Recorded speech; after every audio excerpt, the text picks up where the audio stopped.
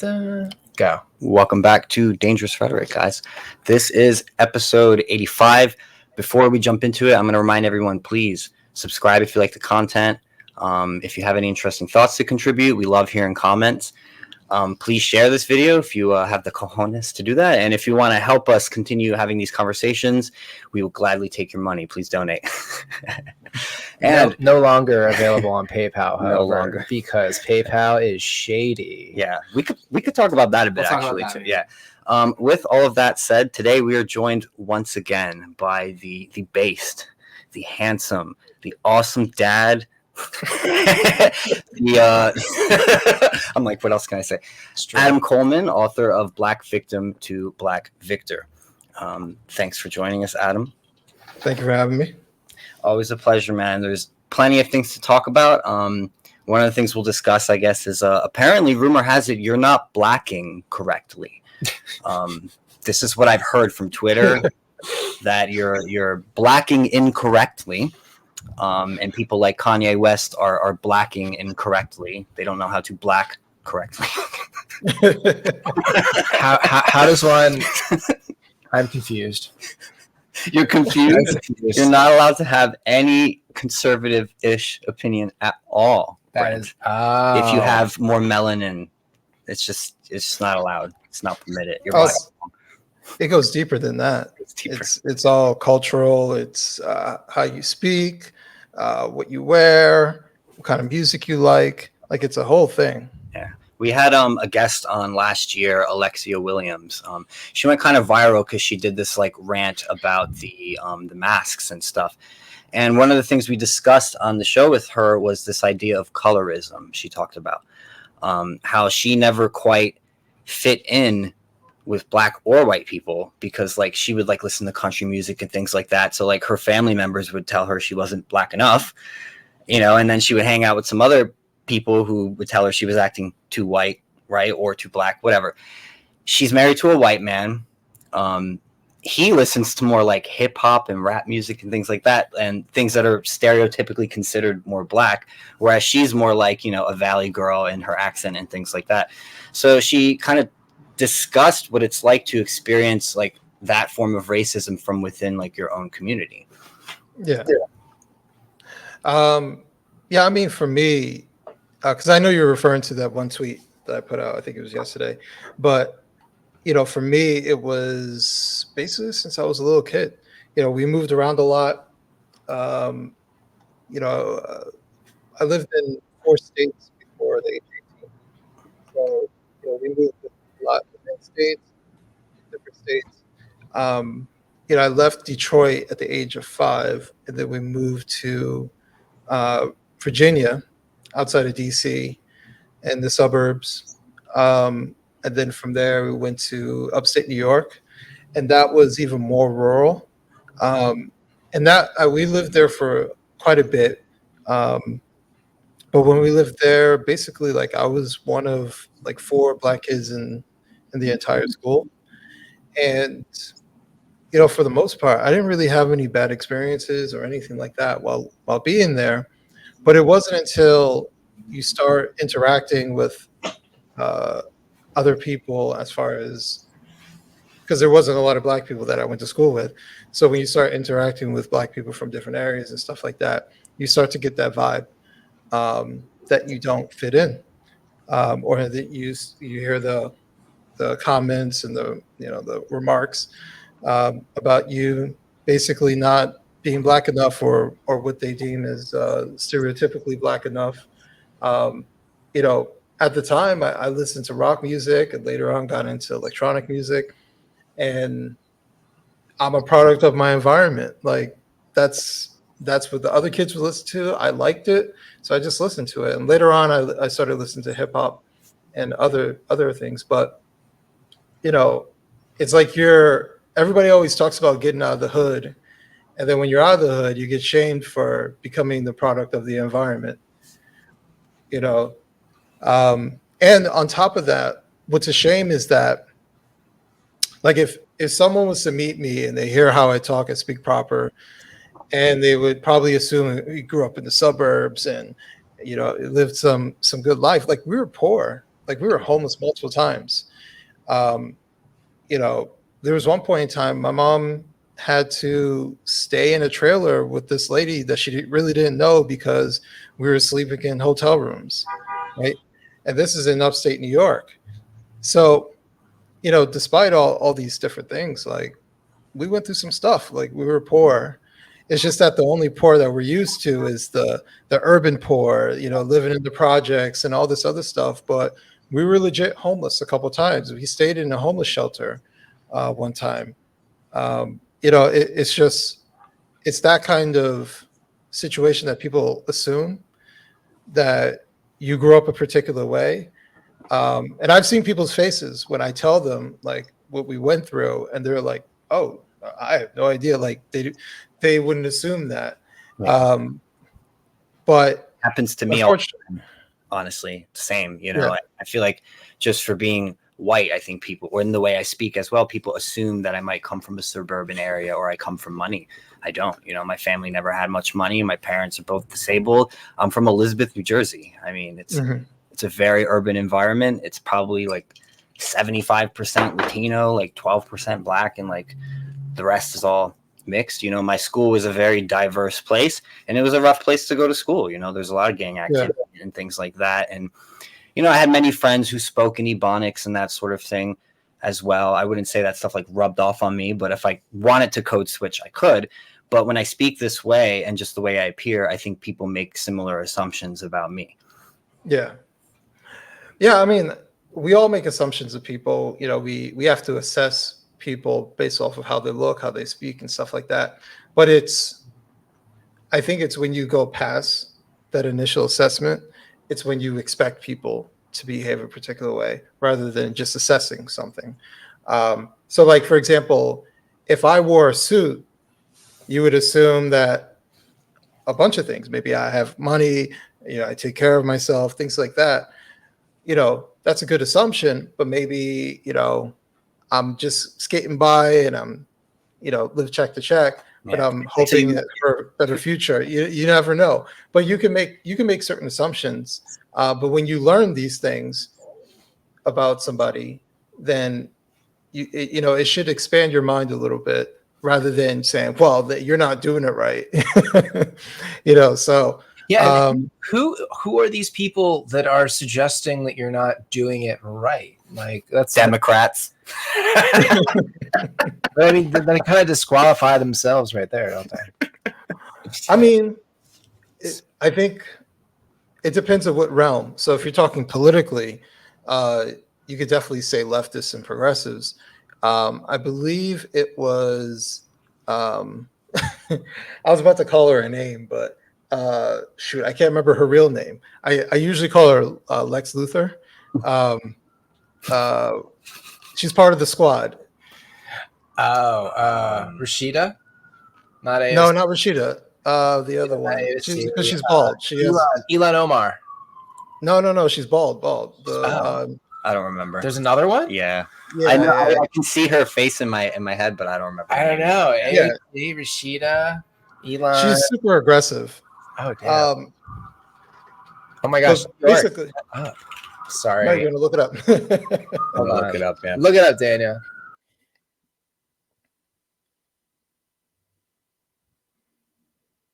Ayanna Presley. Oh, thank you. Yeah, that's her. I wanted to say Ayanna. Yeah. She's pretty too. She's very pretty.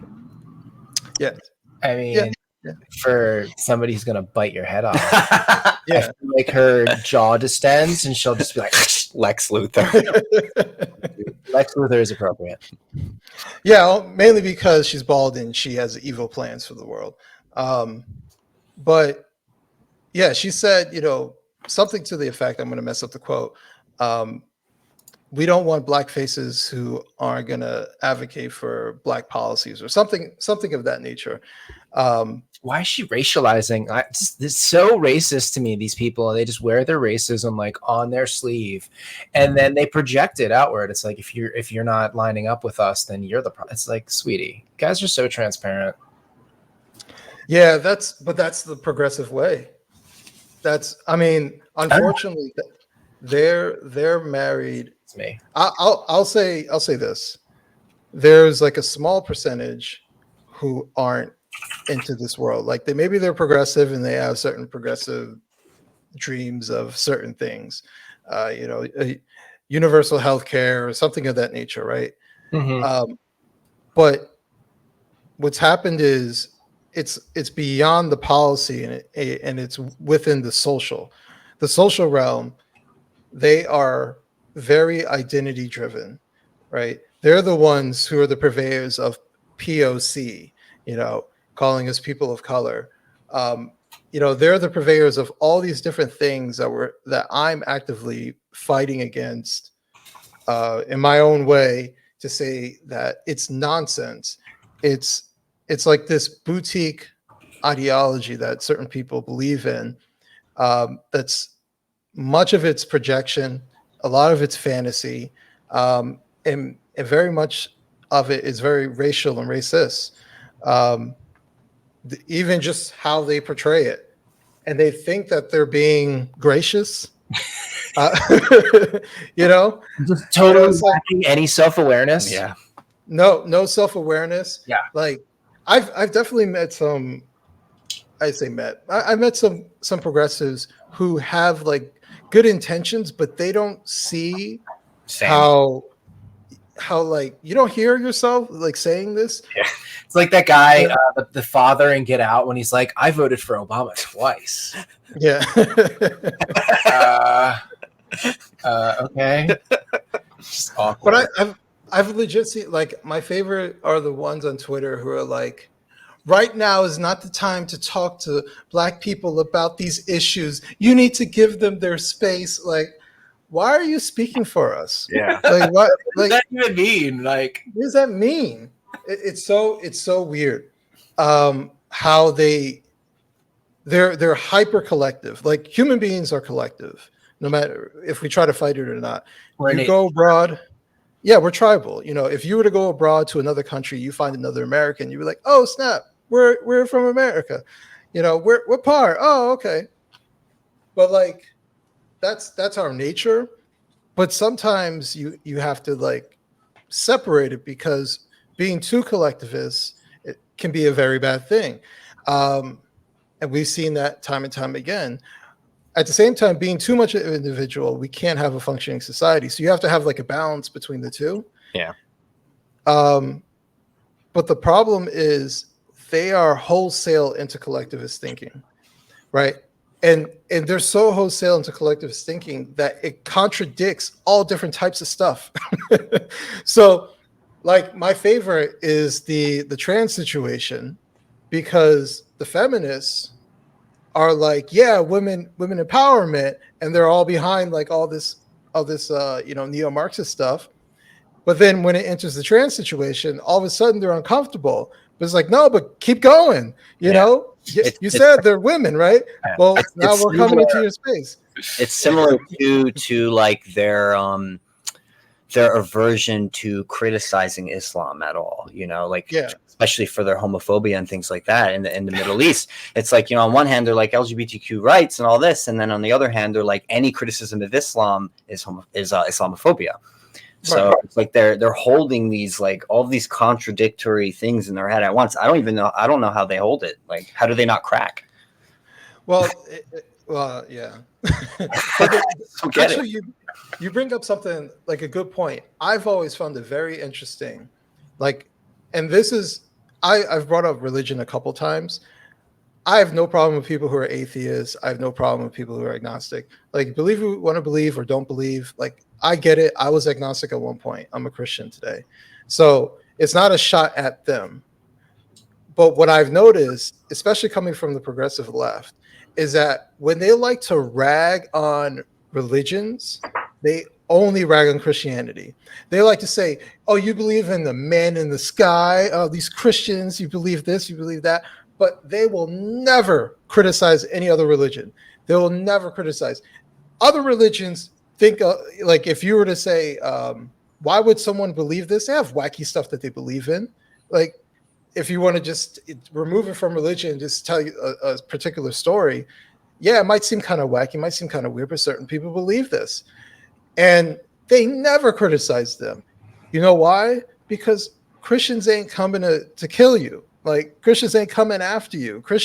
We're not doing anything like that because that's against Christian values. It's and rare. it's not to say that it is part of the Muslim faith to do so, but the thing is they've infantilized people who are Muslim. Yeah. They're scared they're scared of offending Muslim people. They're scared to be seen as racial and I don't want to say racial. I want to say racist. They're scared of being racist towards Muslim people, but at the same time, they look down upon them. They don't expect much of them. I see that same kind of attitude about Muslim people when we talk about the migration from North Africa and from the Middle East into Europe. The way they speak about it, it's like, for example, I remember hearing Germans talk about, well, they could really help to do the lower skill work. We hear the same thing what they say about Mexicans and people from Central America. Nancy Pelosi just said the same thing. It's this mentality. We use a lot of slave labor up here. It'd be great to have people to pick the fields. Do you hear yourselves? Do you hear what that sounds like? But to go back a little bit on the religion piece. If you're going to criticize religion and say that religion is stupid, right? But you're not giving people who are Muslim or Buddhist or whatever their due of criticism, right? You're purposely skipping over them. To me, I find something wrong with that because I think people who are Muslim or Buddhist or any other religion can take some criticism, right? You should be allowed to criticize anybody. Like, there are people who criticize. There are Christians who criticize other Christians, right? And they debate things, right? And we understand that people can have constructive conversations about these things, but they never enter them. They never criticize. They never ridicule. They never accuse. They never do any of this stuff, and they just completely gloss over. If, for example, let's say if there's like a crazy right-wing Christian that does something, right? They'll mention that they're a Christian and they'll say, see, this is an example of Christians who do X, Y, and Z. White nationalism, they'll probably call it. Right. They'll say that is a perfect example and this is how they think. But if it's any other religion, they would never go to that extreme. They would never go to that extreme of saying these particular things. They would never criticize them. And it's because, in my opinion, Christians have made it very, very comfortable to be criticized within this country. And so people do so. But I think they're just afraid of offending or coming off as seen as being offensive towards anybody else. But I think it's because they infantilize Muslims. They infantilize Buddhists. They infantilize anybody else who is associated with brown skin or non-white, let's just say non-European. But also non-straight, anyone who's like bisexual, lesbian, gay, anything, same thing. They coddle minorities is what it feels like. Like it feels like coddling, like they're treating us like we're children, like we have to hold our hands like we're made of glass. It's that like narcissistic consuming mother that just like wants to like use you as like a status symbol. Well, speaking of offense and not being afraid to offend, Brent just pulled up this photo. I pulled this one up because this was, relative in context. And also everyone's talking about it. Kanye also got in trouble for this tweet where he was like, I guess somebody we'll get into that next. You want to talk about this first? Yeah, well, we should definitely stick with what this, resulted in. So Kanye went to a fashion event. Where was this? Was this in Paris? This was in Paris, yeah. Paris, yeah. And he posed with Candance Owens, with both of them wearing T-shirts on the back it says "White Lives Matter." And oh boy, the pearls were clutched. All the pearls were clutched. Twitter was going crazy. The leftists were going crazy. And once again, Kanye is now like the devil to these people. And he ended up on Tucker Carlson and all of that. So, but also brilliant marketing. Yeah. If you want to get thrown right into the news, it's brilliant trolling. It actually is really clever when you think about it. But what's your opinion of this? And of Kanye? Man, there's so many different ways to go about this. So we'll start with the White Lives Matter. I get it. I just wouldn't do it. But that's just me personally. I do like the response that he's had in the Tucker Carlson interview, where his father said, well, it's obvious. Yeah. Like, well, he said he liked that a black man was stating the obvious. Yeah, exactly. And especially coming from the perspective of a Christian, you're trying to see people as equal, and you're trying to say that everybody's life matters. Unless you do something evil, but that's on an individual basis. So, but I see it as a bit of trolling. Quite a bit of trolling. Yeah, let's be honest. Totally. Especially from like Candace's part, she's definitely for the trolling. Yeah. But I, just personally, I wouldn't wear it, but I also wouldn't wear a Black Lives Matter shirt either, for a multitude of reasons. What do I think of Kanye in general? I think Kanye means well. I think he does too. I think he does too. I used to not be sure, but now I think I'm a little leaning toward that position as well. Yeah. One thing I will take from the Tucker Carlson interview is that family is very important to him. Mm-hmm. He brought it up over and over about his kids, what's happening with his children, and what happened to him as a child, basically being kind of separated from his father, when his mother basically threatened that if the father tried to come for him, that he'll never see him again. And that kind of stuff kind of shapes someone's life, especially Kanye. So you can tell he doesn't want to, and I think he even said it, he doesn't want to have the same situation. Yeah. Right. Well, he mentioned buying the house next door to Kim and how he got criticized for that when all he really wanted was to just make sure he was still near his kids. And you can very much see like that decision being rooted in his childhood. Right. Exactly. And, he has the resources to do so. And so he's going to exercise it.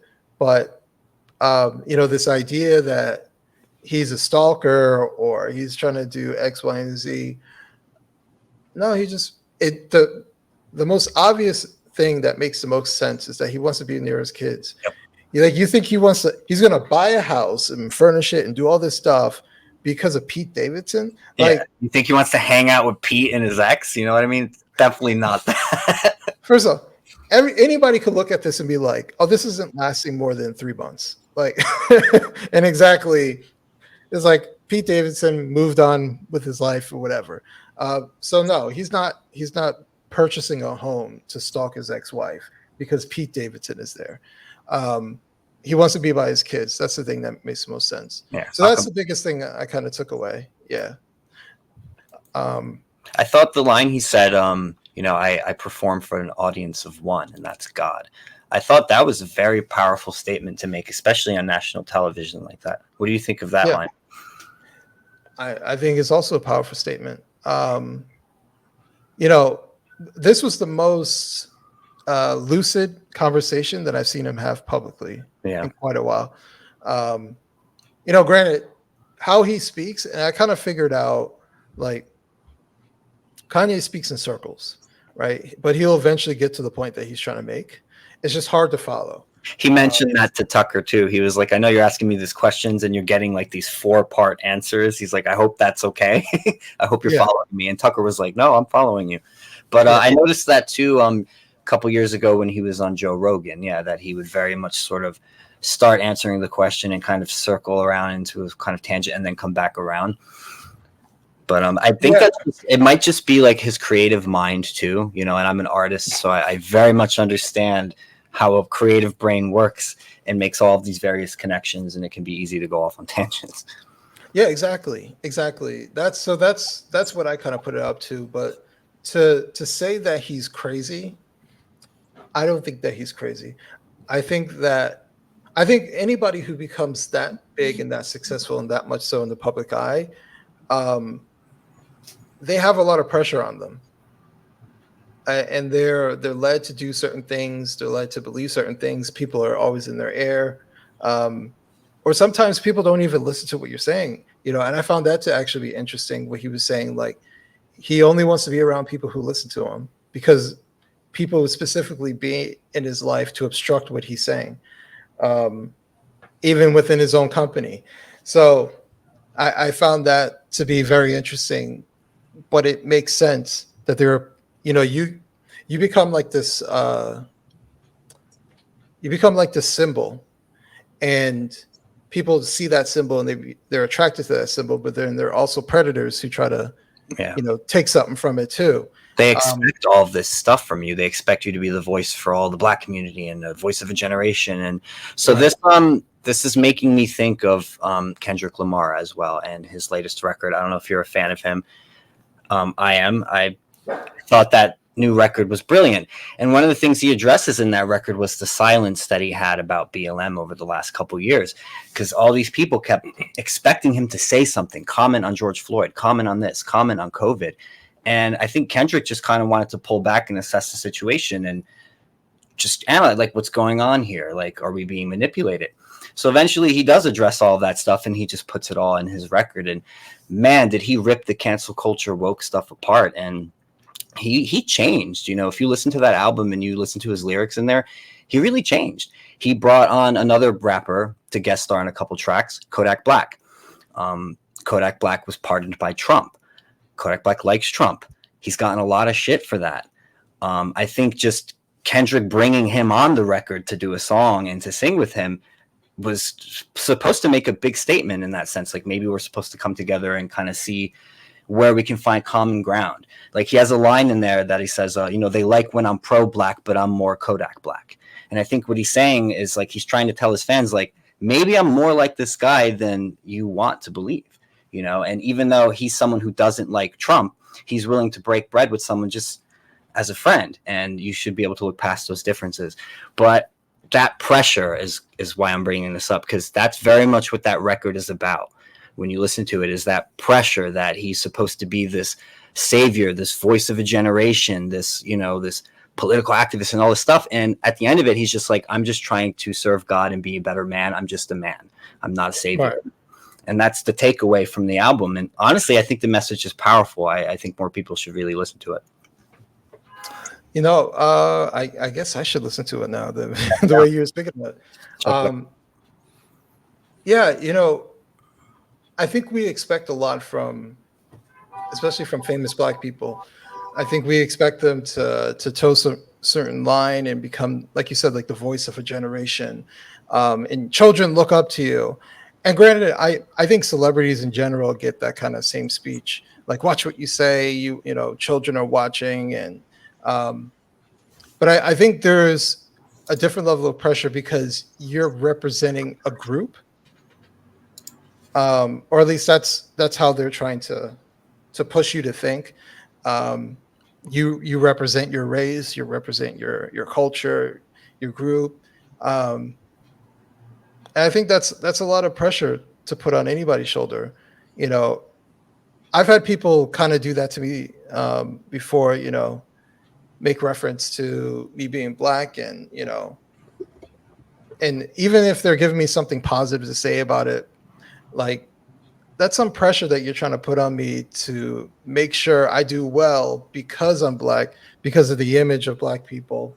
Like, it is a little bit of pressure to constantly see you as a representation of a large group of people. And so don't fuck it up. Yeah. This is what I'm constantly harping on with the drag queens and the story hours. I'm like, you guys are ruining it for all our people. You're being a bad example for us gays. But I mean, Kendrick definitely came out and was just like, I'm not playing that game.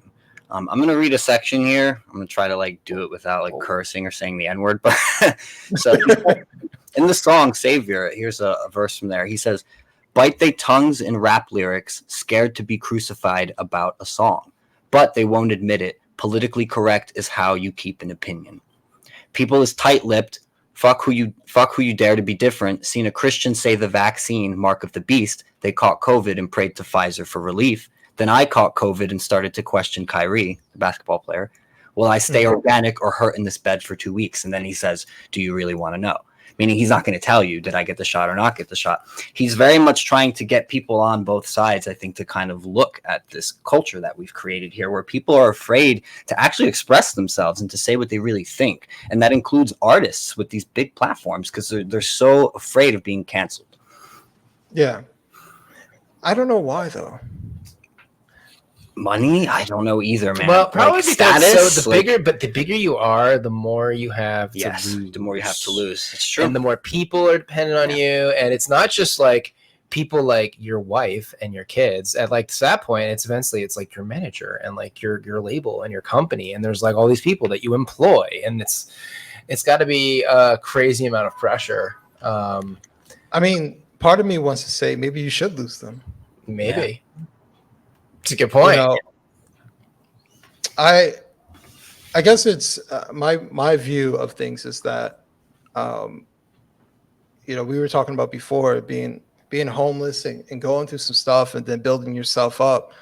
You're kind of like you've been on two different spectrums, and so for me, I'm just like the other side isn't as bad as you think it is, or the fall isn't as far as you think it's going to go, right? Because we've seen people who kind of like stand up and say, no, I'm not going to do that. And guess what? They still have a career. Their career maybe looks a little different. Maybe they don't make as much money, but we still know their names and they're doing just fine. And they kept their dignity. That's what I'm saying. And that's like, I couldn't imagine selling myself short, keeping my mouth shut just to make some stranger feel better, or some manager of mine who would drop me in a dime when I stopped making the money. You know, like I'm just not. Yeah. I can't imagine that. I can't imagine that just as an artist, because I feel like I would not actually be able to be a true artist if I wasn't able to like actually express myself. And there was a fear that, oh, well, if I actually say what I want to say in my art, I'm going to lose my audience, you know? Right. And I can understand, like, when Kanye was talking about how it was driving him crazy that he couldn't say that he liked Trump. Yes.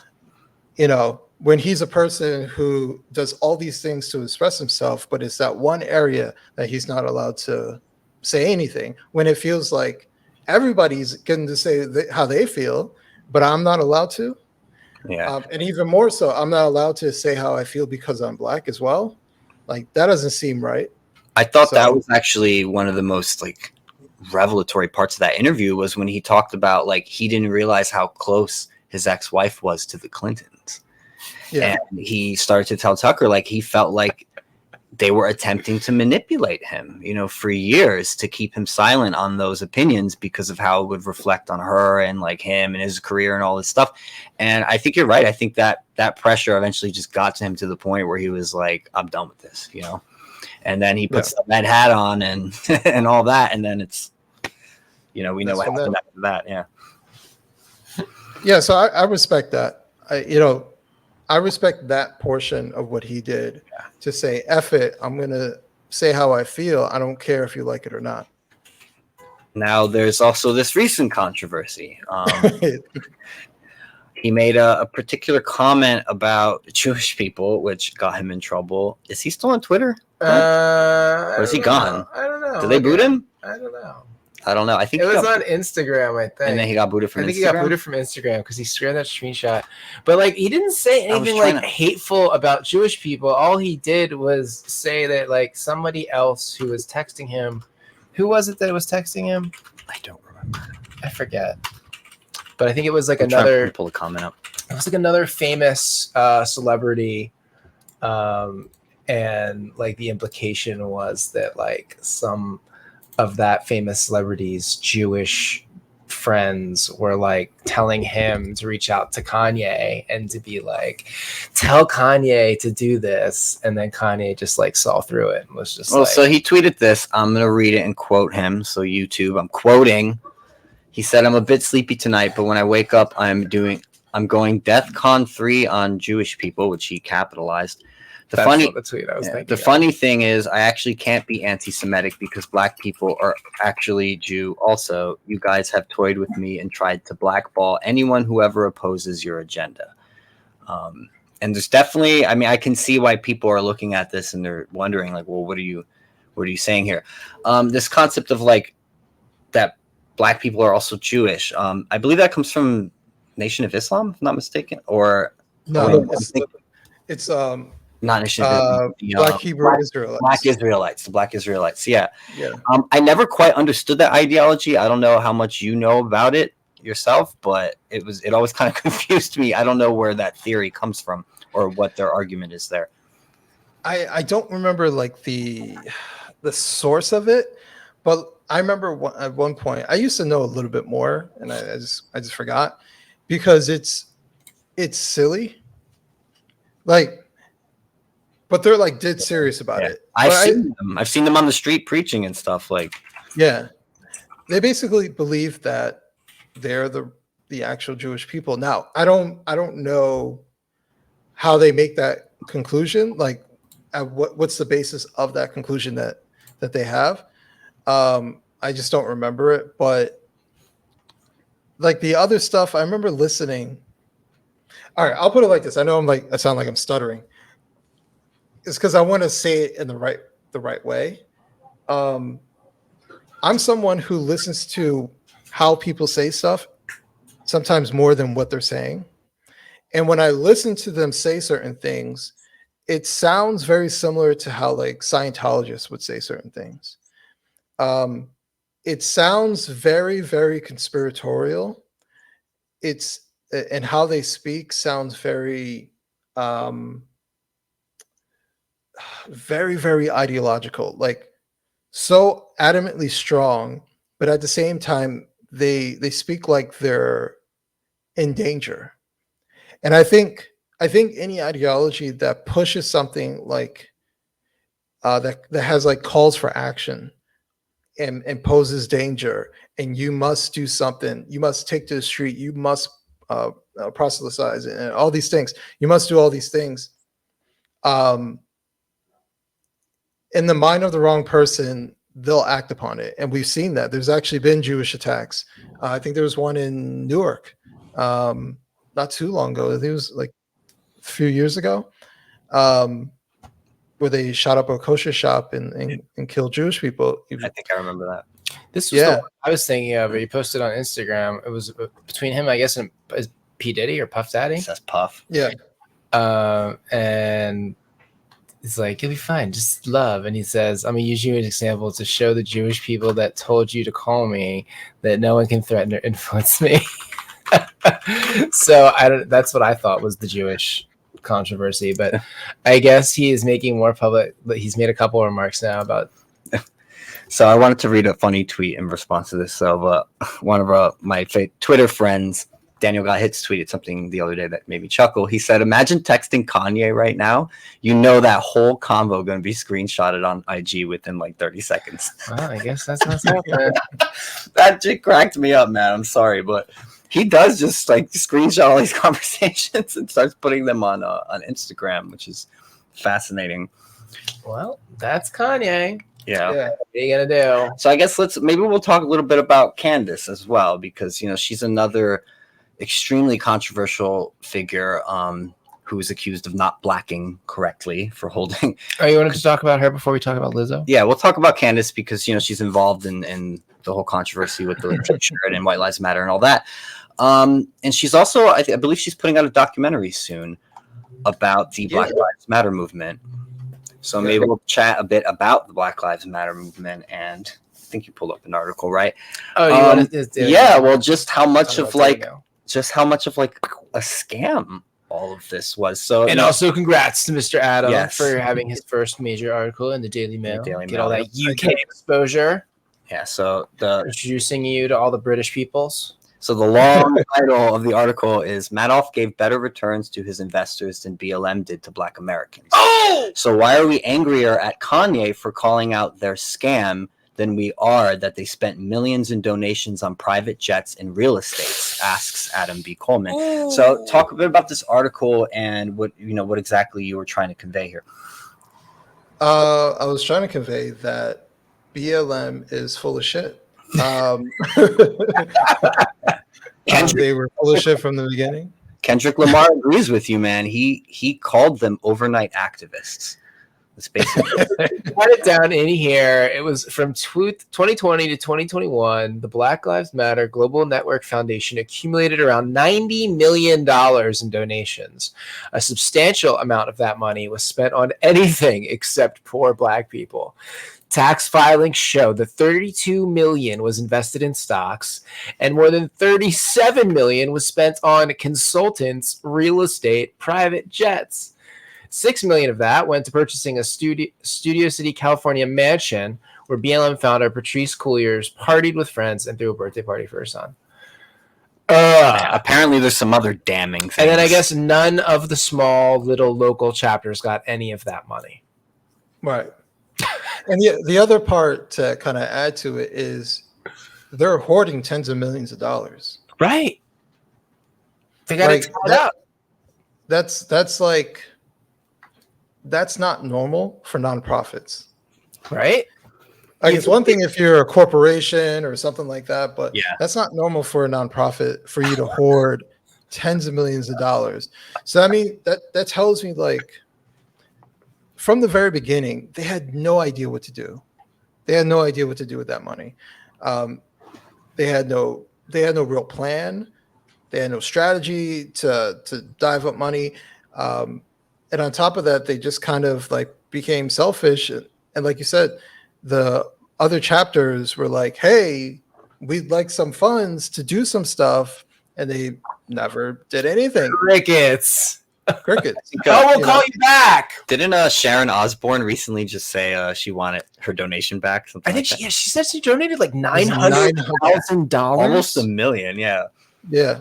She was like, I want it back. Too late, Sharon. Yeah, sorry, Sharon.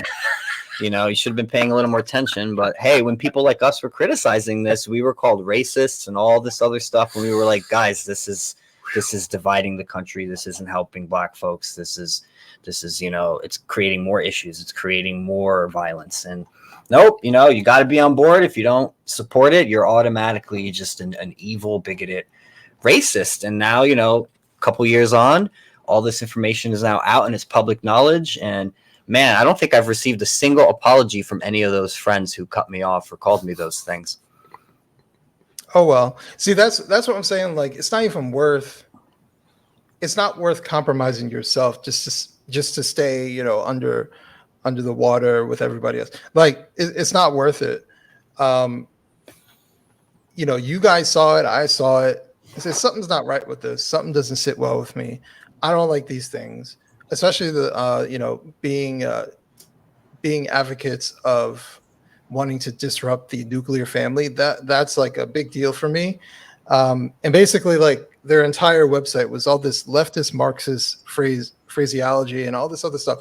Like, why would anybody sign up for that? Why would anybody who just took, 10 minutes to read through their website and see that still be for it, unless they're a progressive leftist? But the vast majority of our population are not that. So why would anybody support this? And that's when I started realizing later on, and I'm going to talk about it a little bit more in my book, the level of saviorism that we started normalizing within our country, especially on the corporate angle. I bet you anything, a lot of that money, that $90 million that they took in, was corporate dollars. I bet you a lot of it. Yeah. And so that's where I'm like, corporations were buying off basically BLM support. You had private citizens who were buying off BLM support, celebrities buying off BLM support, right? All these different things to show that they're trying to do their part and help these poor, Black people who are being killed in the streets left and right every day by these murderous police, right? They'll do all of these things except fucking Google. Yeah. They just want to feel like they're helping, So so they can receive a status update upgrade. a good example is, right after George Floyd and all of that, Blackout Tuesday, when people just put a black square. All these people put a black square, and there's like, oh my God, look how virtuous I am. I care so much. Yeah. I'm going to read another Kendrick lyric. It's from the song Savior. He said, I seen people arguing about who's blacker, even blacked out screens and called it solidarity. Meditating in silence made you want to tell on me. And what he means there is like me not doing that, me not blacking out my screen, me not commenting on George Floyd, not commenting on BLM, made you automatically assume that I'm all these things, like made you want to tell on me, he says. And then there's another part here I want to read. He said, the cat is out of the bag. I am not your savior. I find it just as difficult to love thy neighbors, especially when people got ambiguous favors. But they heart's not in it. See, everything is for the paper. The struggle for the right side of history, independent thought is like an eternal enemy. Capitalists posing as compassionates be offending me. And like I said, man, listen to this record because he's changed. There's definitely something in him that has changed over the last couple of years. And, I think he realized how much of this stuff was just manipulation, was just political division. It wasn't helping black folks at all. Yeah. Yeah. And that's actually the funny part about BLM, as much as, they're Marxists. I always find Marxists funny because they're like the best capitalists to have. Yeah. They're greedy capitalist pigs, and they never practice what they preach. Nope. They helped no one. They had actually, what's funny is, and I will always advocate, people, any nonprofit, go and look up I think it's the 990 form. Go to the IRS website. You can pull it up at any time and look at their tax forms for any 501c3, which Black Lives Matter is. And they'll give you a breakdown. They're supposed to give a breakdown every year to the IRS as to what they did with their money, right? So it's full transparency for the public. And like, you're looking like they gave like 100,000 to this organization, 200,000 to this organization. You go and look at those organizations, they're all leftist. Like, You have no idea. Even that's what I say, they're so ambiguous. They give you no plan as to what they're doing or how they're doing. They say stuff like promoting equality, or no, actually not equality, promoting equity, right? Supporting LGBT. What does that mean? Yeah. Like, right? Tolerance and inclusivity. It's also, BLM Global Foundation is a tax exempt nonprofit. Yeah. Tax exempt status in 2020 by the IRS. Yeah. Just FYI. They're so contradictory, man. They talk about inclusivity and diversity, but they reject diversity of thought within the black community. They any black person who diverges from these leftist views is not included in their group, their voice does not matter anymore all of a sudden. And it's hypocritical. And that's why they're the biggest ones who say your voice is not authentic, right? They want authentically black people, right? And they're the first ones to stand up and say your voice is not authentically black, right? They're the ones that will come to me. Well, they don't really come to me. I'm just saying theoretically, but they would be the ones to come to me and say that white conservatives are telling me what to say. Yeah, you're a token. You're a pick-me. This is a term we've heard, as well as gays who go against the woke narrative. We're called pick-me's. Like, oh, you just want them to accept you into your little club and be part of society. No, that's not it at all, man. I just want to express myself. It has nothing to do with wanting to gain favor from conservatives or gain favor from libertarians or gain favor from Democrats. Nothing to do with that at all. But that's what they say. You're an Uncle Tom, you're a pick-me, you're a token, all that stuff, which is offensive, So apparently they bought the property in California with the company, and it was supposed to be like a temporary lodging for local people, like their people when they're in LA, and also we're going to use it to produce content there for YouTube. And then she's paying her brother for physical security at the property, and mom is being paid for a cleaning job at the property. Housing her family and paying them to live there. They're fake, dude. They're fakes. They're fake. They're fake. They're fake, man. This is Yeah. how are they getting away with this? This is so criminal. I'm gonna read a couple more Kendrick lines. I'm sorry. Yeah, heroes looking for the villains to help. I never been sophisticated saving face. Being manipulative, such a required taste. I rubbed elbows with people that was for the people. They all greedy. I don't care for no public speaking. So, and then he says, and then they wonder where I've been, protecting my soul in the valley of silence. So he's like, I don't want anything to do with this. You know, you guys are all performative. You're fake. You don't actually care about the people. You know, so I'm not going to go and do your public speaking events and all this stuff. I'm going to step back, try to assess the situation, be a better man, go to therapy, create my art. So this is where the article has their donations in it. It says the Novo Foundation to the tune of 1.5 million. W.K. Kellogg Foundation to the tune of 900,000. Same as Sharon. Borealis Philanthropy, 300K. Ford Foundation. Oh, yeah. So I don't know. It's interesting. Yeah, but this is the one grant recipients. How much in total did they get though? Is that number out there? It's not. Well, it goes by year, right? Okay. But it says that, as reported by the Washington Times, Soros has given groups associated with Black Lives Matter movement more than $33 million through the Open IC Foundation. And it's unclear if that went directly to BLM Global or some other groups. So can they be sued? Can there be lawsuits for this? Yeah, of course. I wonder if anything like that is going to happen. Of course. Especially if they ever said at any point, especially if they ever like promised anything to a local chapter, and they've got that in email form. Here we go. Let's see. And it's Form 990 covering July 1st, 2020 to June 30th, 2021. BLM Global Foundation reported paying out $26 million in grants, of which $17.9 million was paid to domestic organizations and $8 million to foreign organizations. What foreign organization? Why is BLM giving out money overseas? Well, it's funny because when George Floyd and all of that occurred, there was a big uprising in the UK as well. There were big protests out there. I remember, what's his name? Right, but cops aren't shooting black people in the UK. That's my point, and why all of this just feels like it's just like propaganda, like manipulation. Because didn't Britain eliminate slavery before like every other nation? So, like, why are they over there protesting for this? I don't understand. Yeah, it says how much they gave out, but it doesn't say how much they took in. No, in total, I want to say it was around 90 million. Wow. Right. Yeah, that sounds right. But it's crazy. Yeah. And then they bought this. They bought this 10,000 square foot mansion in Toronto that used to be the Communist Party of Canada's headquarters. Oh boy. They bought that, renovated it. Let's see.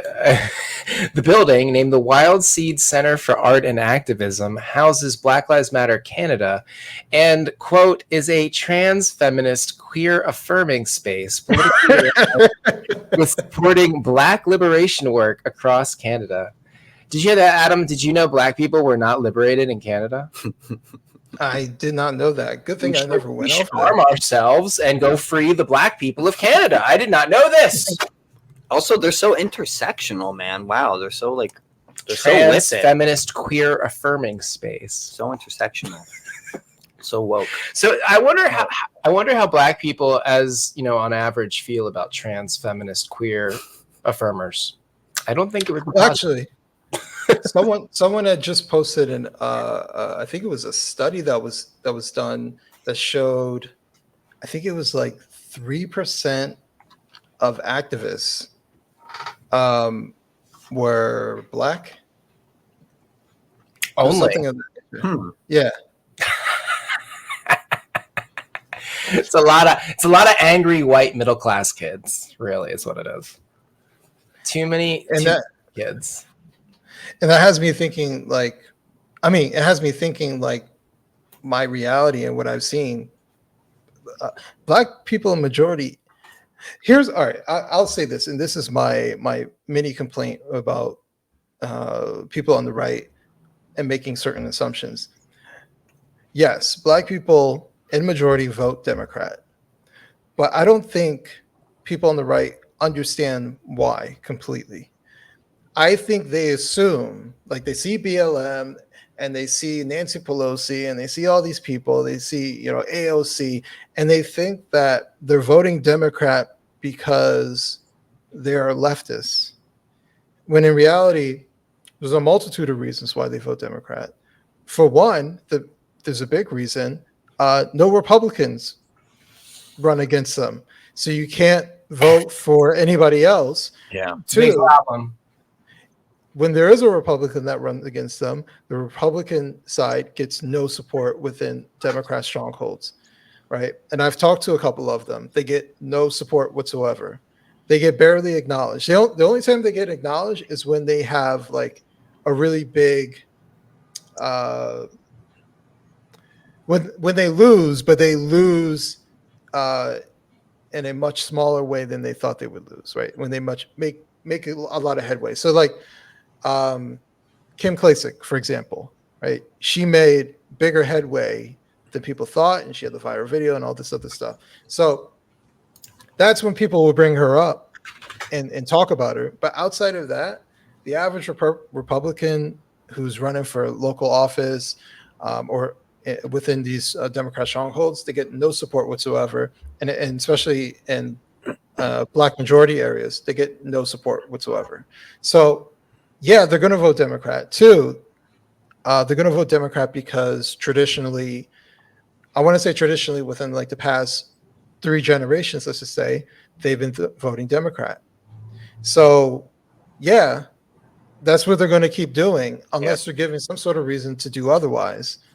And the last and the most important thing, no matter, because I've met Democrats who are dismayed with what Democrat Republicans are doing, but they're like, yeah, but Republicans are racist.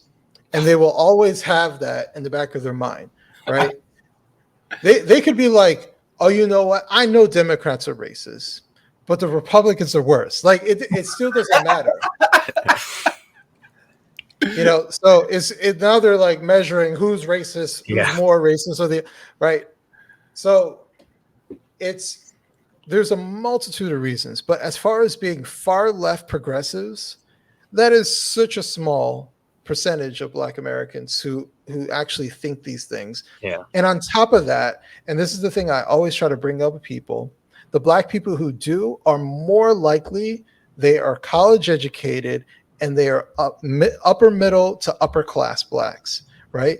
They are the bourgeoisie. These are the people who are saying we need more intersectionality, right? That's the people. You look at the founders of BLM.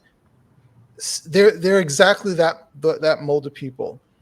When you look at the average Black American, the working class Black, middle class Blacks, they don't think this stuff, right?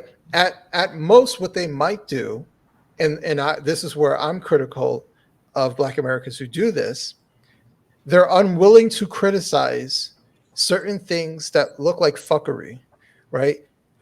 And they're willing to even just passively say, well, Black Lives Matter, I don't know, but, they're trying to do something good, right? And they're just passive about it. And they're never willing to criticize it. Why? Because it's a Black organization. Yeah. Right? There's so many people who know that Al Sharpton is a crook, but they will never criticize him publicly. Yeah, I saw a picture of him on Twitter today, sitting in like a comfy like robe, and it's like the caption is like he looks so oppressed in that robe right now. Exactly. Oh, speaking of 990 forums, look at Al Sharpton's National Action Network. Look at his 990 forum. I looked at it when I was writing my book for 2019. He paid himself, I want to say it was like $1.2 million, right? And he paid, I think it was his lawyer, it was like $200,000 or $300,000. And I think it was like one other person who was like consultant. Oh, he's sponsored by Johnson & Johnson and Pfizer. Honda, Anheuser-Busch, Colgate, Comcast, Pfizer, and Home Depot. Yep. Interesting list. That's what I'm saying. Like they make so much money acting like they're doing something when they're really not. Like they just like they're filling their pocket, and they're basically the mouthpiece for Democrat politicians, so they can show up. And like AOC, when she showed up at the National Action Network, and ain't nothing wrong with bartending, right? And doing all this shucking and jiving, thinking that black people like this shit, and it's all this stuff is just identity politics, insulting bullshit, and it's the stuff that made me over time say I'm done with the Democrats, because I'm tired of this performative nonsense. I'm tired of this idea that, oh, we'll just give the blacks something, and that's something. Although it's already insulting, we'll just give the blacks something. But that something that they're giving us is nothing, right? We'll give the blacks something. We'll get a black female vice president. Yeah. Okay. And what does that do for anybody? Well, it helps Kamala, but it doesn't do shit for us. Yeah. Right? If I'm that person, you could argue that's bad for the black community on the whole. It's bad for everybody. And she's making women look bad. She's making black people look bad. She's making Californians look bad. It's like, how many people can Kamala Harris make look bad? I just feel like they are manipulating and profiting off of black anger and black pain, and especially someone like Al Sharpton. He's made a career out of that. Like, I think the term they're typically called is like race baiters. That's their. I call them ambulance chasers, actually. Ambulance chasers. Interesting. Yeah, because he shows up when dead people right? Yeah, that's a good point. There's a viral video. He shows up with his army of lawyers and a whole bunch of promises to the family. So I wanted to another topic that I wanted to discuss, which is related to this, but I guess from the Republican side, looking at black Republicans, was the Herschel Walker controversy, which you weighed in on that too. So I wanted to discuss that and maybe go a little into the fatherhood as well and that sort of thing. So for those who don't know, Herschel Walker, he's running where in Georgia for Congress, I believe. Senator, I want to Senate. So Senate position. The controversy came about because Herschel's son, Christian Walker, who's also a very well-known gay black influencer, political commentator, etc., tweeted a thread about his father, who he basically criticized for him passing himself off as like this virtuous, good Christian man and all this stuff, which he found to be very insulting to himself and his mother.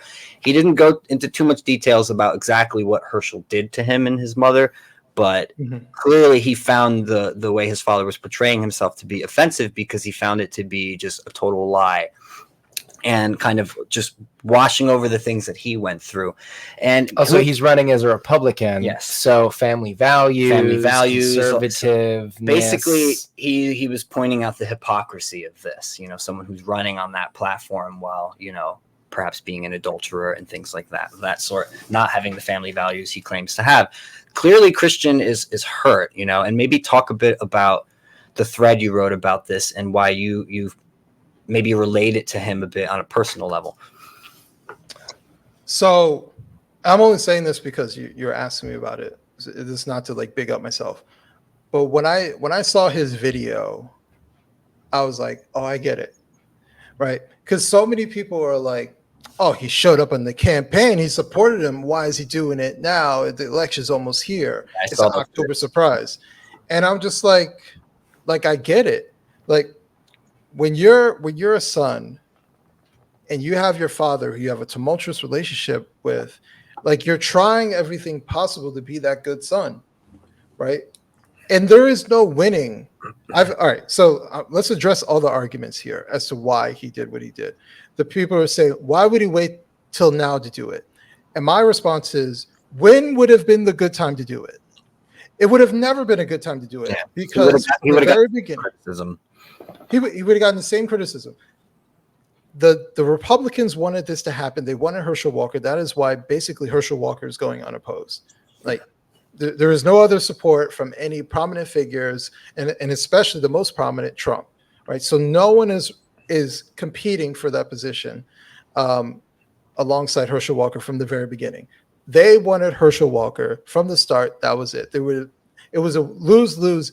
Even if he wanted to do this months ago, they said, well, he should have handled this privately. He made it a public matter when he misrepresented how he was as a father. Christian has every right to refute those statements publicly because his father made it a public matter as to how he was misrepresenting how well of a father he was. So that is bullshit. He was being paid by the Democrats. Okay, he was being paid by the Democrats. So you mean this guy who's a prominent influencer online for the right suddenly just takes money from the Democrats just to do this? That's unrealistic.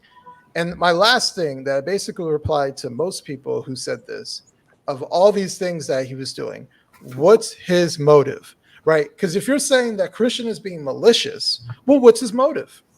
Why would he just suddenly one day do this? Unless the most common sense thing is he is upset that his father misrepresented his family and his upbringing. Like, that is the most rational and common sense thing. So I actually messaged Christian initially before I wrote the thread and told him, because we follow each other, but we don't really talk. And I told him, I was like, listen, I saw your video. I understand where you're coming from. You know, I went through the same kind of thing as a kid, not being around my father. Like, I completely understand where you're coming from. You have my full support. And he said, thank you. I do appreciate that. He didn't know I was going to write that thread, but I felt like I wanted to write that thread. And I took shit from Trump supporters, but I don't care, right? Because this is how I feel about this situation. And here's a perspective as to why Christian would do this. And I showed Christian, and he thanked me because he basically was like, yeah, you're spot on as to what I'm saying here. And I don't think people understand how difficult it is to try to, on one hand, be upset with someone that you're supposed to love inherently, who's done negative things in your childhood and stuff like that. And on the other hand, you have opportunities to try to mend that relationship or try to move forward, and you're trying to do that. You're trying to be the good son. Yeah. You want to be like your dad. You show up at a campaign event once, just try to be there. And then now look, it gets used against him now as some kind of evidence that he's like, right, lying. It's like, no, he's conflicted. That's the point. It's like when you're in a situation like that, you're going to naturally be conflicted between wanting to love the father still, but at the same time being angry for the things that he did. Exactly. His video was anger. It was authentic. I felt it was authentic. When I watched it, I'm like, he's not bullshitting. This is real. He really feels this. Yeah, he was angry. He was disappointed, right? Because he didn't want this to happen from the very beginning. His family told Herschel from the very beginning not to do this. He had too many skeletons in his closet. And the other thing I want to bring up, and I actually learned after the fact, Herschel didn't live in Georgia. I don't know if you guys knew that. He pulled a Dr. Oz. Really? Yeah. I did not know that. I knew that about Dr. Oz, and I criticized Dr. Oz because how are you going to move to Pennsylvania and a week or two later run to become a senator? Like, something doesn't sound right about that. They were living in like LA. They were in California. Yeah, but also it's like, how are you going to represent a community you don't even really know anything about yet because you haven't lived there? It doesn't make any sense. It doesn't make any sense. But he pulled the same thing.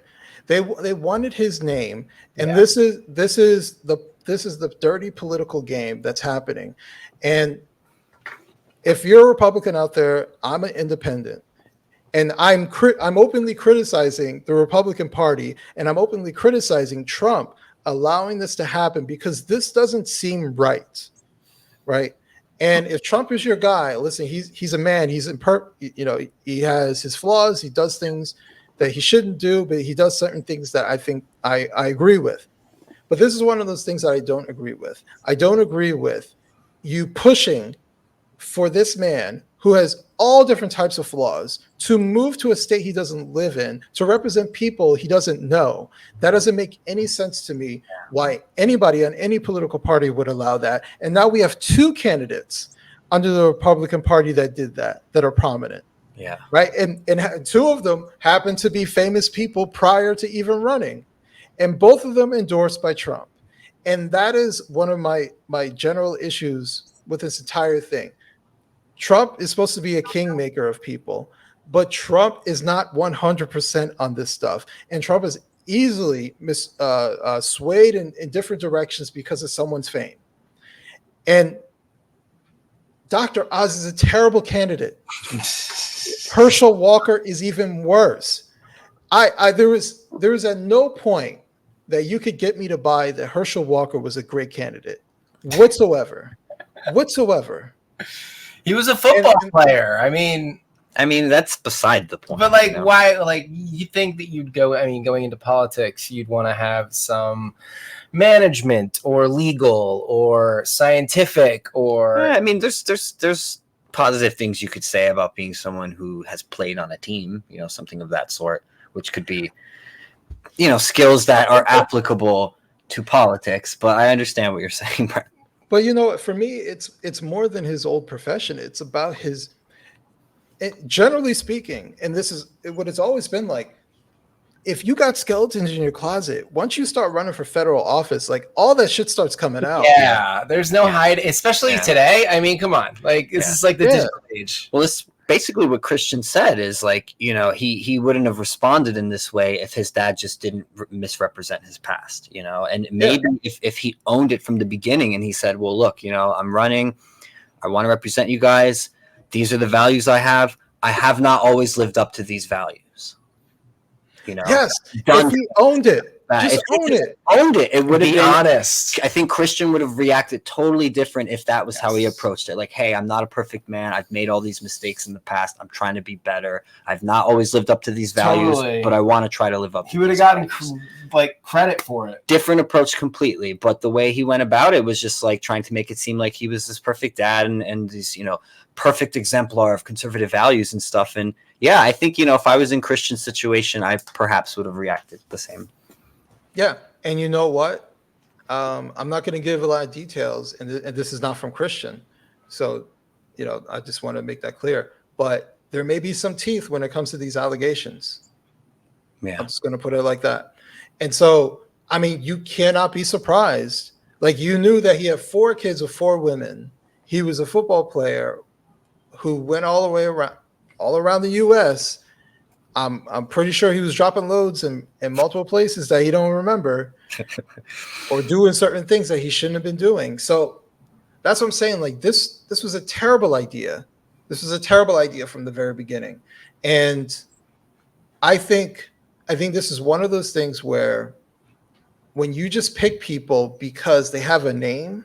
Yeah. Or you just pick people because you think I see you. Like, I always wondered, like, I've had people tell me you should run for office, right? And I kind of understand why they say that to me. But then I look at certain people and I'm just like, why would anybody tell you that? And that makes me wonder, like, what are people's standards for someone who should run for office of any kind? And I think part of it is like, at least this is how I feel about it. The people who are probably best to have power are typically the ones who don't want it. And I think there is something to that. I'm going to bring up Harry Potter as an example. If only we had that system. That'd be a cool system. Like, nobody could nominate themselves. You had to be nominated by somebody else. Well, I'm going to bring up Harry Potter as an example, a cheesy example. But like, in the end, he gets the Elder Wand, right? It's like the most powerful wand in all of the wizarding world. And Harry breaks it and throws it into the water. Doesn't want that power, which in a sense shows that, and the message there is that he's actually the most suited to have that power because he wouldn't abuse it. He would know how to use it in a just way. So I think, when people see someone like you, someone who doesn't want that, but has values, right? And those things, they see you as a good fit for it. Yeah. That's what I'm saying. Like, for certain people, I understand why, because I don't want it.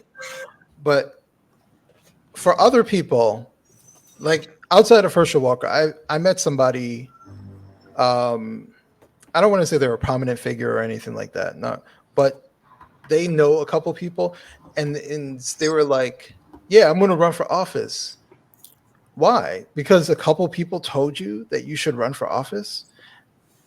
And I look at them and I'm like, "Oh, I get it. Like they want power." Yeah. And those people freak me out.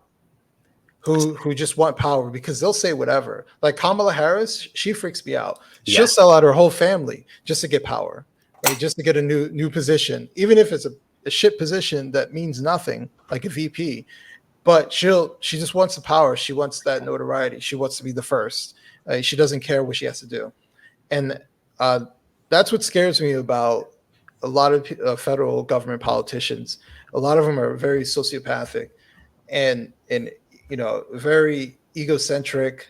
And I don't trust most of them. Yeah, I'm the same, man. I'm the same. You can't. Like you, I'm also an independent, and I've basically always been an independent. And I know some people like give a shit for that. Oh, you're fence sitters and all this stuff. It's like, no, I view it as like you really have to earn my vote. I don't have party loyalty to anyone. I don't do that groupthink stuff. But I will be open to looking at the parties and what they're presenting, and you really have to earn our vote. That's what it comes down to. And I think I think most people are probably independent. Even people who think they're a Republican or a Democrat, if you really went down and analyzed their positions, would probably fall more into a moderate position.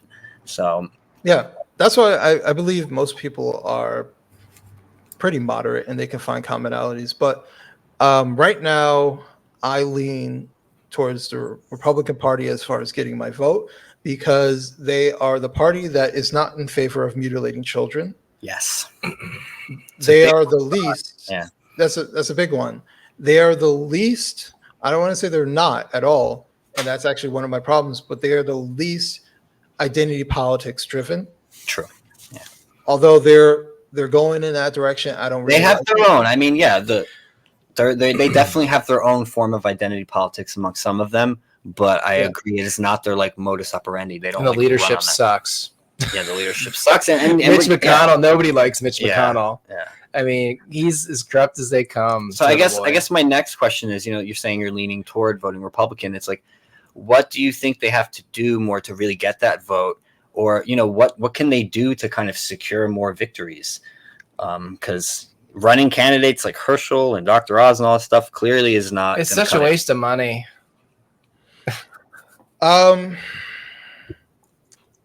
This might sound controversial, but they need to.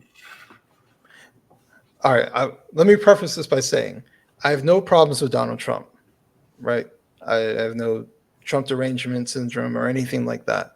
And there are things that I agree with Donald Trump, and I'm glad that he was our president. But I don't think he should run again. I feel the same way. A lot of people do. But you know what? What's interesting? I wrote an article talking about, from an independence perspective, that Ron DeSantis is more attractive than Trump, and I gave the reasons why. But I wasn't slamming Trump or anything like that. But I was being fair. Like, he has good qualities, but he's his own worst enemy, and he's too polarizing, right? That's Ron DeSantis. What I'm looking for. Yeah, Ron DeSantis has the best of Trump without getting in his own way. Mm-hmm. He doesn't need to have the microphone. Yeah, he can let, like at the time, Christina Pushaw was his press secretary. Let Christina argue with the media. Let her do that. Let other people fight those battles, right? But Trump will give interviews to like Axios and hostile media. Hostile media, so he can combat with them. And Trump very much operated under the, there's no such thing as bad publicity. Right, but when you're a president, there is. Yeah. That's the thing. The thing that got him in was the same thing that ended up hurting him while he was in. Also, he's got this kind of haughty arrogance that comes with being Trump. I mean, he's got some of the classic narcissistic tendencies, and I think that was sort of his Achilles heel there, because once he had his little group of trusted advisors, anybody whispering in his ear was able to sort of manipulate which direction he went, especially with the hiring, which is a big problem. Like, now, maybe I didn't earlier years ago, but now I do kind of think deep down, I think Trump did care about the country and did want to make things better. But I also do still think that the narcissism part is there, and that there very much was a part of him that ran in 2016 and wanted to win just to simply win, just to see President Donald Trump in the history books. And I think part of it is because people told him he couldn't. And Trump is very much like, oh, I want to win, you know? And I think it made him just go even more headstrong into it. But maybe he himself didn't even expect to win in 2016. I think he was even a little surprised by that because a lot of other people were, that's for sure. I know a lot of people were. I woke up, I went to bed thinking Hillary Clinton was going to win. I woke up and I was like, no way. Yeah. I was so shocked. I don't think I voted in that election. I'll never forget that day because there was a fire on my block that night. And I'm like, is this like a symbol or something? But I wasn't home. I was at my friend's house, like a couple miles away. And then like my dad calls me and he's like, the house like 3 doors down from us is on fire and it's spreading to the ones beside. And we don't know if we're going to have to get out now. So I'm all there freaking out. My parents are freaking out. And then meanwhile, we're over here watching the television and the results coming in during the election. So me personally, I'll never forget the night just because it was weird like that. But yeah, so much has happened since then, man. It's crazy.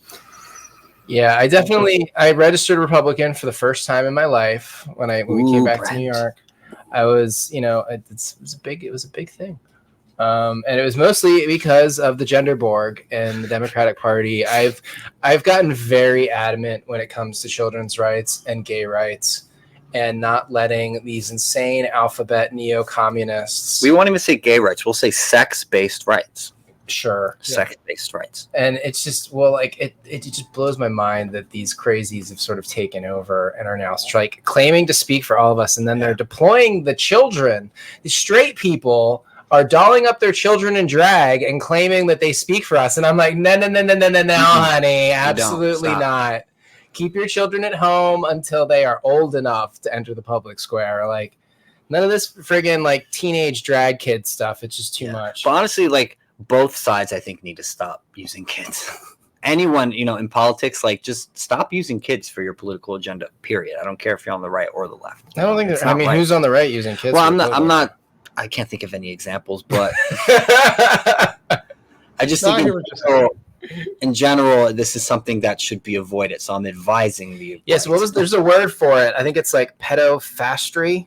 It's when you deploy a child activist. It's like Greta Thunberg is like Greta Thunberg. Yeah. She's the perfect example. It's a good example. It's like when you use a child because then to attack the child, it's like, oh, you monster! How dare you criticize the child? It's like that child should be in school. Yeah, it kind of makes them a little impervious to criticism because when you criticize them, like Brent said, it's like people look at you like you're a monster. Like, why are you coming for this child?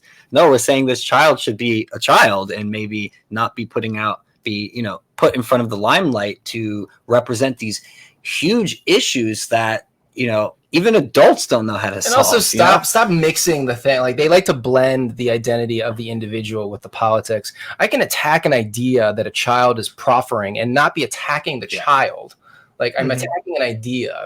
But what they do, especially with the transing of the children, they turn the children into avatars of those ideas. And when I was up in Burlington with Josh Slocum and the LGB Alliance, the people there were criticized. How dare you? This is for the children. We're protecting children. How dare you? All this stuff. And it's like, they really think that they were the ones protecting children by, subjecting them to puberty blockers and surgeries and this kind of stuff.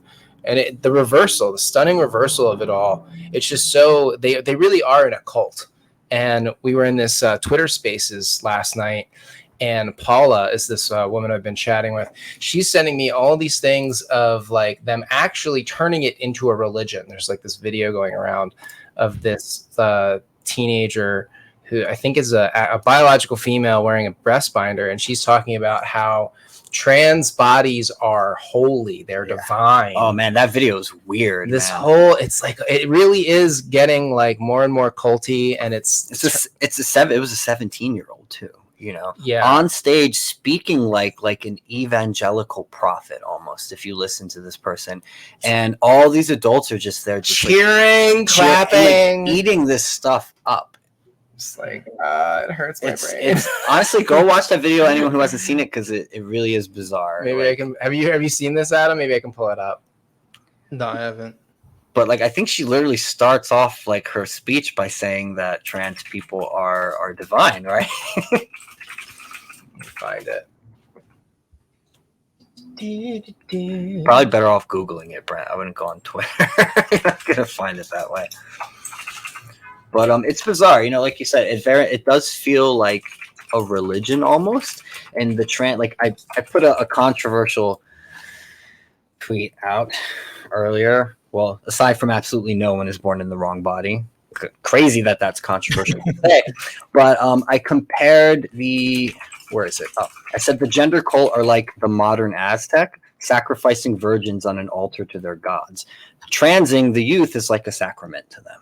It's holy to them, to the radical types at least. And I'm not commenting on the parents who don't know any better, or they really are just deeply concerned for their kids who are confused and all that stuff. And I know there are a lot of parents out there like that who mean well, but I'm talking about the ones who are actively pushing this stuff, advocating for it, who are almost excited to trans their kid. Yeah, there's something really bizarre and strange about that.